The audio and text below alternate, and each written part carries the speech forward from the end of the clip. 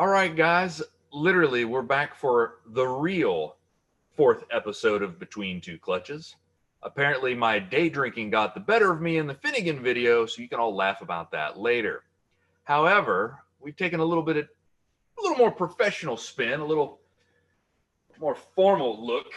I think. That's a little crooked, Patrick. Get that there. Sorry, I myself had an evening, so And the beard was kind of in the way too. But introduce everybody to Mr. Patrick Laughlin of Conquer Customs. We are thrilled to have you on board. So glad you're able to talk to us a little bit here in this hectic time of SEMA week and virus pestilence. Things are a little wild right now. It's a 2020, man. 2020 is a hell of a year. This one's going down the books, not for good reasons though. Yeah. I was gonna say it's been a different twist for sure, but like I've said in all my other videos, the industry has done extremely well. It's just crazy. But it has. My business has not slowed down at all. My requests for jobs have not slowed down in the least. So everything going on in the world, people are still loving cars. Yeah. I mean, I think it's still one of the few things we can kind of go out and do and be somewhat safe within our own realm and hanging out the window like the average retriever, which I have done on occasion, but nonetheless. A little Ace Ventura driving. A little Ace Ventura, that's right, baby. All righty then. Well, hey, obviously show us the DB and show us what's all right here. So let's take a little look around things. So here is our LS3 that's going to be the twin turbo package, and it's rocking the S1 sequential shift system on it. And that's why I chose to go with you guys, beyond the fact that your stuff is just cool and it comes in this James Bond case. I know it can handle the power, and with that sequential, I'm going to be gripping it and ripping it a lot harder than I would with a regular H pattern. This is a lot faster shift, so a better clutch was what I needed. So this is the monstrosity. Shaken is its name, cleverly, of course. It is a 1964 Aston Martin DB5 body, which is completely upside down right now. You can probably still see what it is for the most part. It is upside down because I'm getting ready to cut the entire body in half and widen it 10 inches. As you can see with our chassis, it is huge, and especially with those giant Yokohama meats on it, it just is super, super wide. And in order to make this car fit, we can't just widen the fenders. We have to widen the entire body. So it gets chopped in half, and the skeleton remade and everything, and extra glass put in, and then slap the body onto the chassis, build our roll cage out for the entire thing, and then widen our fenders to get the final product there. Right on, man. That is just a killer build. How and refresh my memory. I mean, obviously you guys are pretty comfortable doing the glass work. How long have you guys been doing the fiberglass mod stuff, or is this kind of the first go? Honestly, fiberglass is not something I mess with often. Whenever I'm doing Corvettes, I play with fiberglass, but using we actually took an actual 1964 Aston Martin DB5, which I don't know if you're familiar with values. They're like a $2 million car. And the owner was gracious enough to let us skin it with fiberglass and make a clone of that body.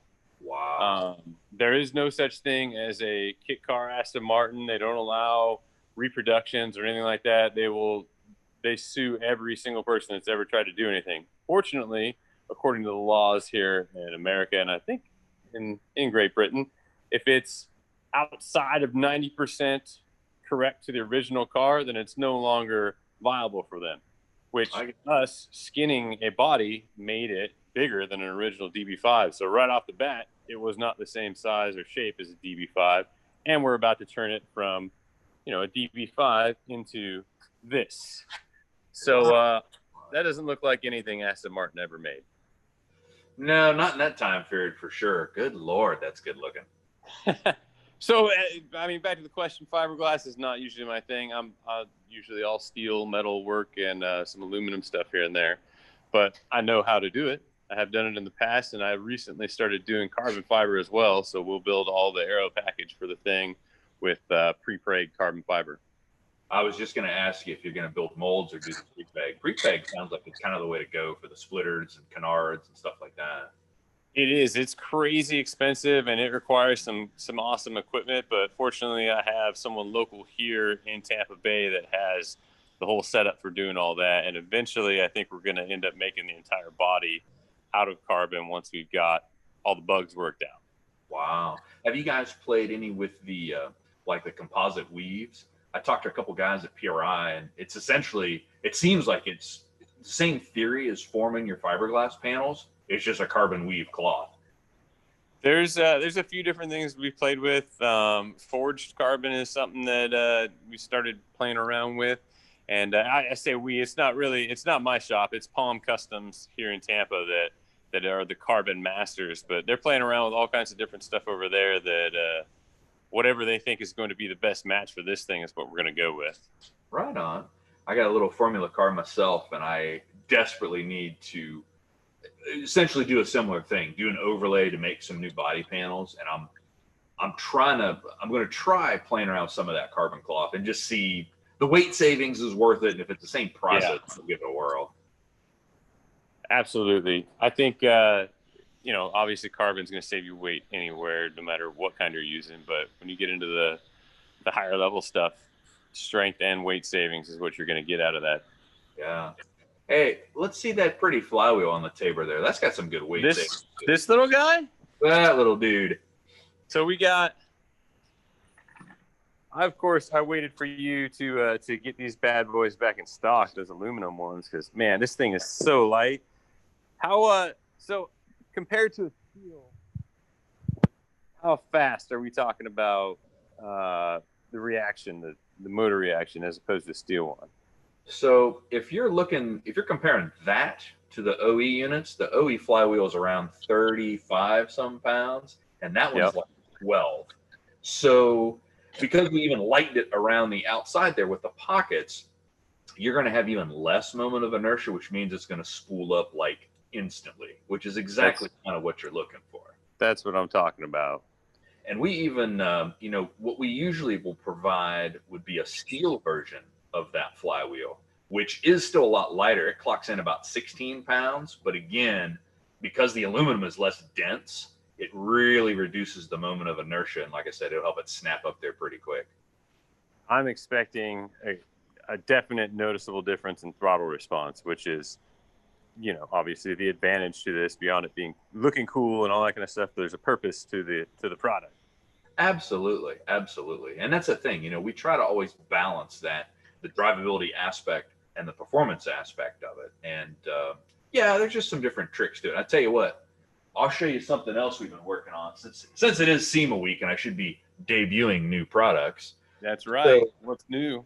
Depending on how this progresses, I might send you a set of these little trick blocks. If you're probably familiar with the steel drive blocks you've got there in your kit. So I will say your packaging on your blocks. Whoa! Yeah, sorry, brother. You guys should include a tool just for pulling them out. So here I've got your guys' steel blocks. There you go. Well, I've been working with the elves here, and we've actually developed an aluminum block with a titanium insert right here.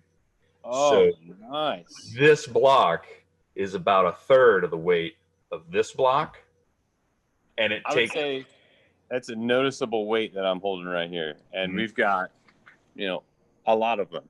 You got 8 of those hanging out there, not all the way to the edge, but it's pretty far from center when you really look at it. So yeah, man, depending on if we get some of these back in stock, we might send you a set of these to play with in there just to really even reduce your moment even more. And it'll still drive kind of nice. Like I said, the discs are kind of set up for that. Yeah, whenever we can pull weight out, I'm really excited to kind of get these out there. We've got a couple guys running them right now. Everything has gone well. We're actually going to probably make a video about that too. Shameless promotion on my own video. But, Indeed. I thought there's no shame in the game, my friend.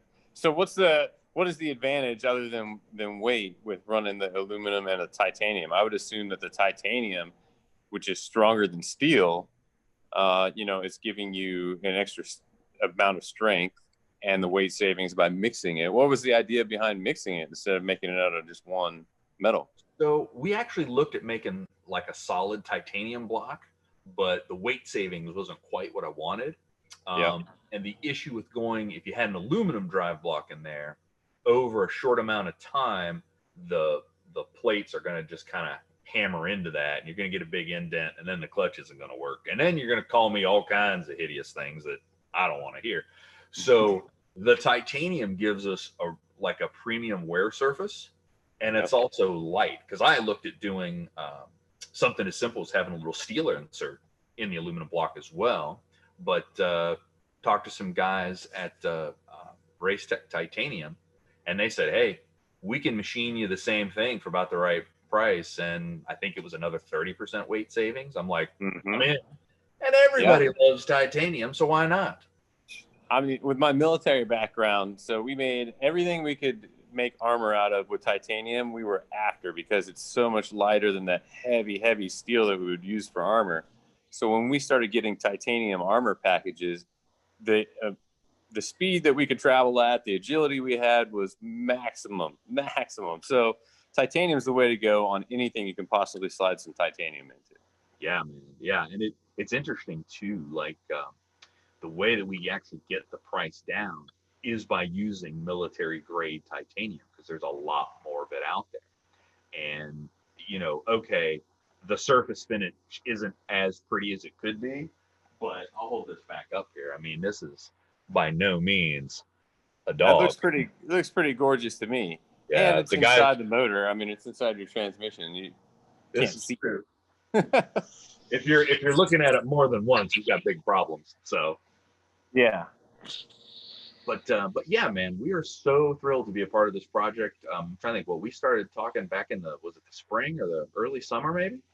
Yeah, I think it was further back than that. Honestly, I think it was wintertime, because I had we completely restarted the build. So this chassis that's sitting here, I've only been working on this for about 6 months. The body was originally, we had built it onto a C4 Corvette chassis, and we were just finding that there was nothing out there for good high performance C4 stuff. You can modify everything, but at that point you're building a custom prototype chassis, and that will eliminate you from all the classes that I want to race in. Yeah. So Global Time Attack Unlimited class is what this car will be running in, because it's based on a factory production chassis. It still has a VIN number and everything like that. And the body is just a modification of the body panels. So right on. We fall within the class rules. Right on. But yeah, that C4 chassis didn't have anything out there. It was a pain to get it to handle that kind of power that we were going to put through it. And this GTO chassis was already LS based and ready to rock. So as soon as we got our LS3 ready to party, I started hunting for who can handle the power, transferring it from the motor to the transmission to the ground. And that's where you guys came in. And it was actually 04 Bad GTO on Instagram, one of your fellow clients, watching him tear things up with that Mantic clutch in there. And he rants and raves about it. He swears by you guys. So he talked me into getting in touch with you guys, and I'm really glad that I did. Just glad I didn't scare you off after he talked us up so well. You're a little bit scary guy, but now that you got some tuxedo t-shirt action on, that loosens it up for everybody. It definitely cleaned up my image in ways I wasn't prepared for. So I even cleaned up the mullet. The mullet has been. Oh, I keep mine pulled back so that I don't get it caught on so much stuff. That was the exact problem I was having. I got it caught in floor jack. I got it caught in something else. I'm like, you know what? We need to tame this. And I will tell you, we shot a couple videos where I was just kind of goofing off. I threw on the shirt and shades like the Tiger King. Okay. And that resemblance was a little closer to home than I thought it was going to hit. So kind of do. I live in Florida, so I guess I'm like, you got your issues, I got my issues, kind of thing with the Tiger King. Pretty much. But yeah. But no, man, this is great. Like I said, we're so thrilled to be a part of this project. What we might do too, we think PRI is going to be set up kind of the same way. So maybe we'll do another call. We'll just kind of check back up on you and As I'd much love as I to. hate to say, see that beautiful body there cut in half, it might be kind of cool to see how that goes. I know I'm going to be terrified to do it because this is the only one. There's not a backup. There's no molds. There's no nothing. This was a one and done deal with that DB5 owner. So there's no going back from here. Yeah, good Lord, dude. Good Lord. I just, that's amazing that the guy was cool enough to let you do that, you know? He's in London, and I guess in London these things aren't as big of a deal as they are to us Americans. Regardless of the price, it's just the availability. Apparently they're not, I won't say they're common, but they're around, and you could buy random parts for these things all over in the UK. Here in America, can't find anything. I've got a windshield in that crate right there that's $2,000 windshield for an Aston Martin. Like, who pays $2,000 for a used windshield? Well, that's the thing, but there's nothing else out there, you know? Yeah. And we're sacrificing that windshield to make our Lexan. So it'll go in the oven, slap a piece of Lexan over it, and heat it up. So that windshield will probably never be usable again after that. Oh wow. Can you guys build like a cope or anything off it, or make like a mold so that you That's the plan, is to use it as a sacrificial mold maker, basically. Wow. So that we can get those right angles, because this thing has a lot of curve in the windshield here. I don't know if you could tell from there, but obviously a lot of depth, a lot of curve, and we're going to be widening it. So it's going to be a strange process for making all of the race windows in this thing, but happy to do it because it's the only one out there without a doubt. Yeah, I was gonna say you got no choice. So God love you for falling on that grenade. I can't really say that it's falling on a grenade, because at the end of the day, I'm going to be going 200 miles an hour in a twin turbo LS3 powered Mantic clutch supplied Aston Martin DB5. So I'll fall on that grenade any day. Any day. And my humble apologies. I'm gonna thank you for your previous service, in which you might have had to actually fall on a live grenade, which I totally apologize for. I didn't fall on any grenades. I threw a lot of grenades, but I didn't fall on any grenades. Stepped on some stuff, but never, never came out too bad. Wow. Yeah, I was gonna say generally you want to be on the throwing side of the grenade. At least that's what I was always taught. So that's the way you do, right? Is it throw the pin, drop the grenade? No, it's the other way around. Something like that, right? Oh wait. Well, hey man, this is super cool. We really appreciate you taking some time with us. Love your shop, love the project. Tell you what, if you're cool, I'll iron this shirt, and we'll touch base with you in about a month. You got to keep that thing clean for the next video. Yeah, well, it'll be next month. That thing will be cut in half and put back together a foot wider, basically. So I'll probably have the body on the chassis by that point. Right on, right. Now, we're going to check in on you, but we're not going to hold you to that. If you start putting that out in the cosmos, everything goes wrong. So, yeah, you don't put timelines out. That's right. It's not worth it. Well, but maybe next year for SEMA, if it's in person, maybe I'll drag this thing out there if you guys got room in your booth. Dude, I'll make room in the booth. That's a stopper right there. Actually, that's fantastic. But yeah, look, man, we'll check back in with you if you're cool with it. We really appreciate it, and again, so glad to have you on board, man. Awesome, man. I'm really happy to be part of the team. All right, dude. We'll talk to you here as soon as we can. All right. All right, brother. Take it easy. Thanks, man.